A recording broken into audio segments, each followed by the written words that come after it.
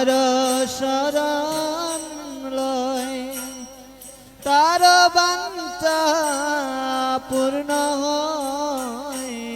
কৃপা করি কর তারে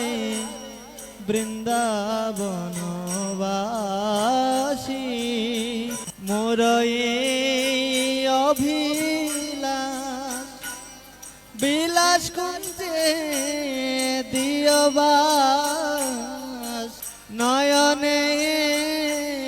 রিব সদা যুগল রূপ রাশে এই নিবেদন দর্শকীর অনুগত কর